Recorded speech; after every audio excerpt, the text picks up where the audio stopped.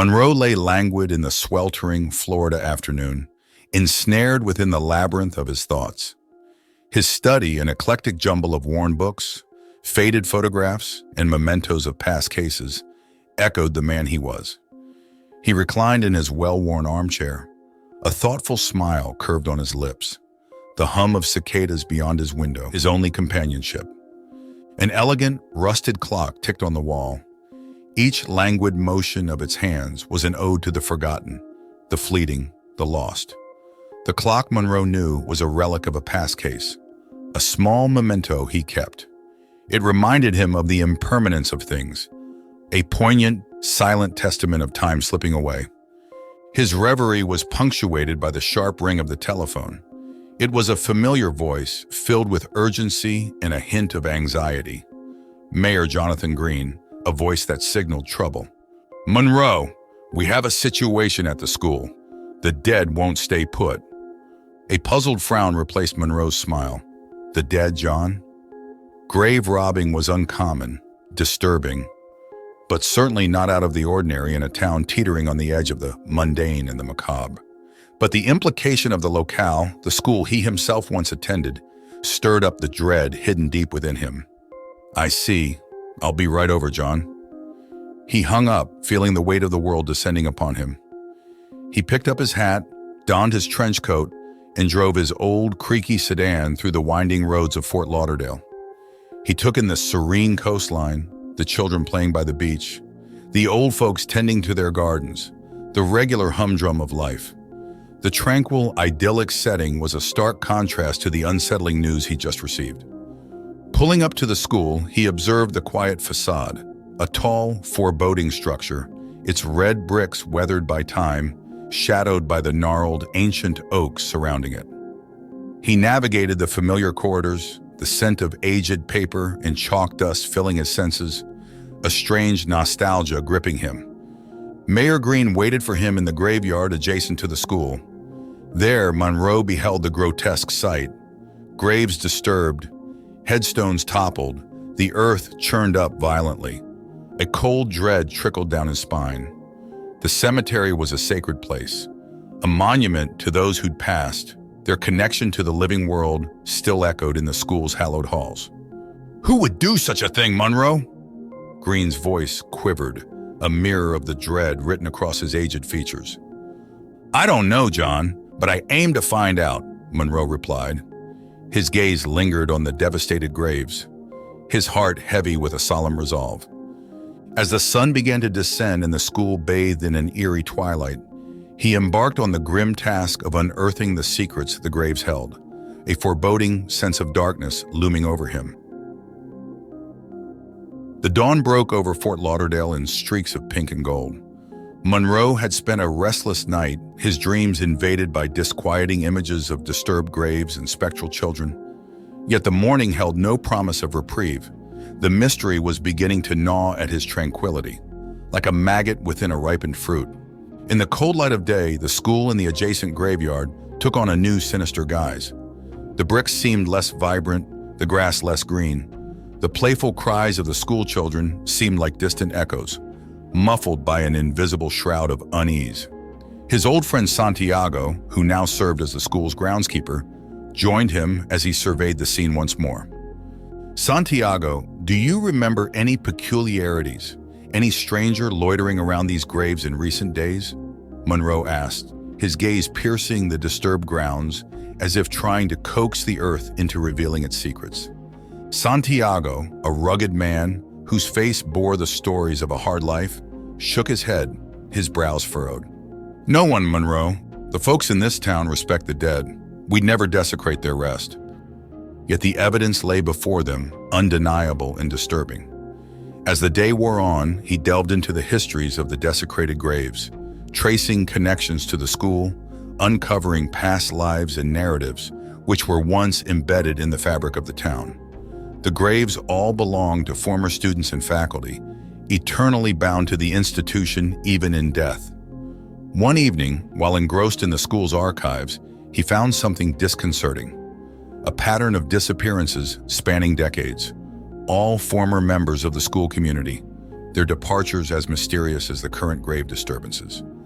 As the puzzle pieces slowly fell into place, he could not ignore the churning dread within him, the intuition that told him he was unearthing something far more sinister than he could comprehend. Night descended upon Fort Lauderdale, but the darkness brought no solace. Monroe received a frantic call from Santiago, who discovered another gruesome scene. The newest desecration was horrific, the violated grave fresh, a morbid testament to the transgressions unfolding within their peaceful town. Rushing to the scene, his blood ran cold. The fresh grave belonged to his former teacher, Mrs. Latham, who passed away recently. Her connection to the school was profound, her influence permeating generations.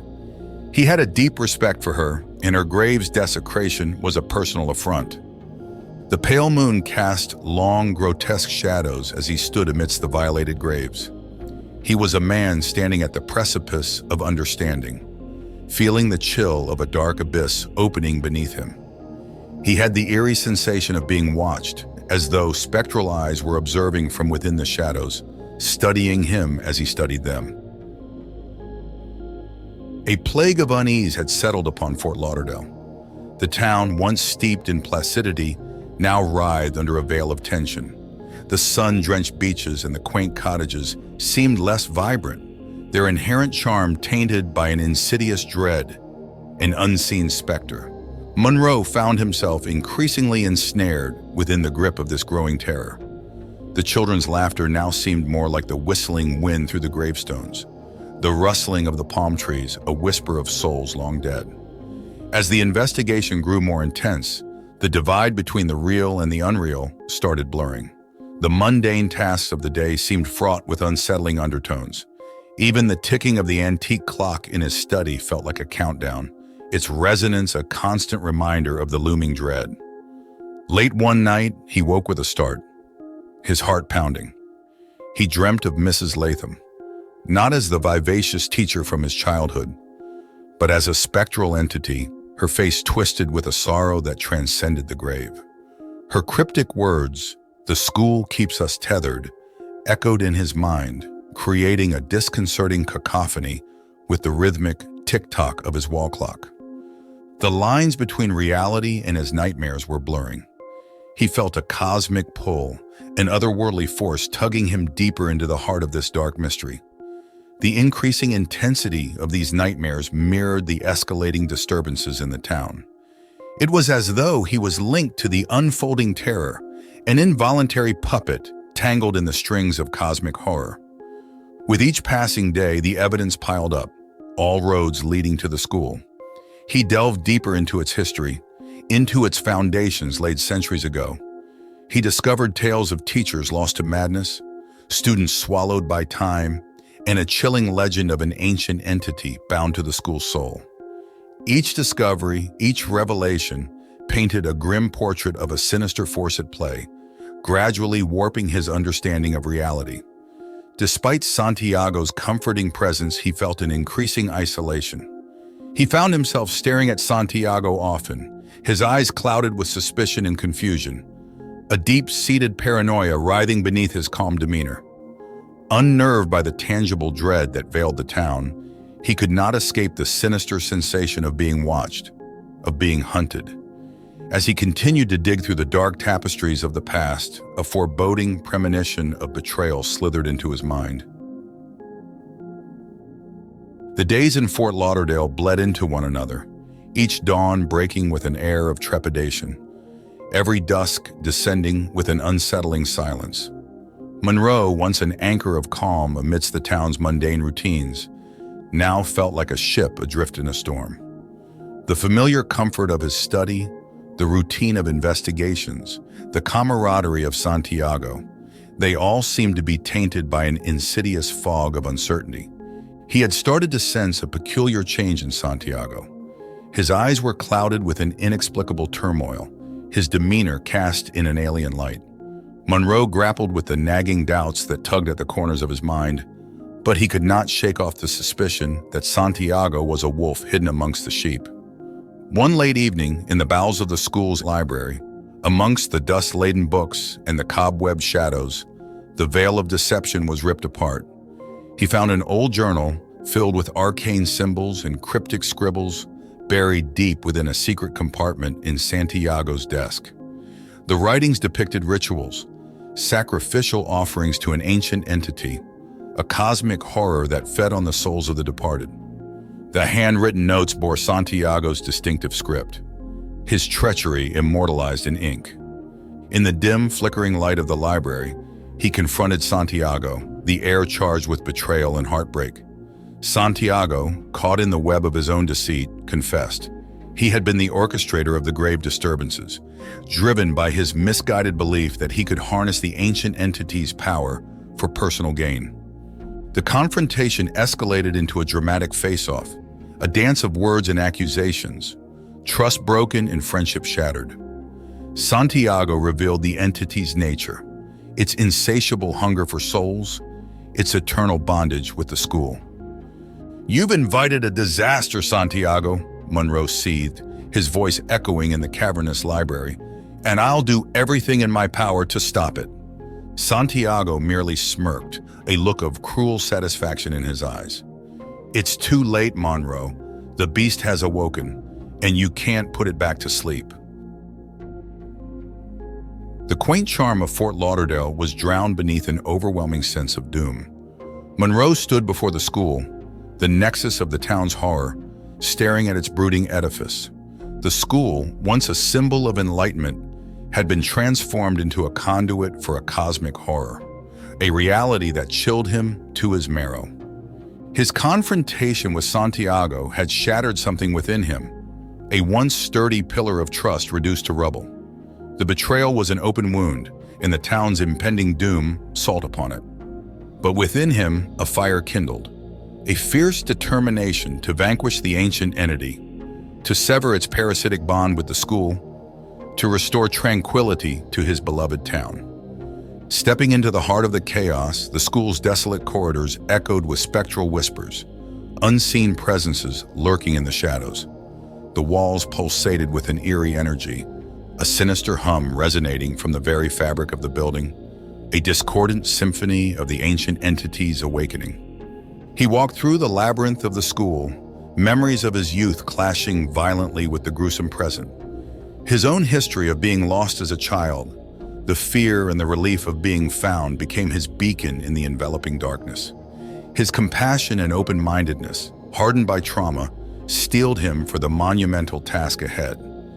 He found Santiago in the bowels of the school, at the epicenter of the entity's pull. A crude circle, drawn with symbols matching those in Santiago's journal, scarred the floor. Santiago stood in its center, his face a terrifying mix of ecstasy and terror, a pawn drowning in the very chaos he had orchestrated. "Step away, Santiago!" Monroe demanded, his voice reverberating off the stone walls. "I will end this!" Santiago merely laughed, a maddening, shrill sound that echoed in the silence. "You cannot stop what has been set in motion, Monroe." Monroe felt a deep well of sorrow for his friend, corrupted by power and greed, but his resolve remained unshaken. He invoked the knowledge he had gathered, the patterns from the journal, the arcane lore buried within the town's history, weaving them into a plea for the entity. His words echoed not in the physical space, but within the metaphysical realm.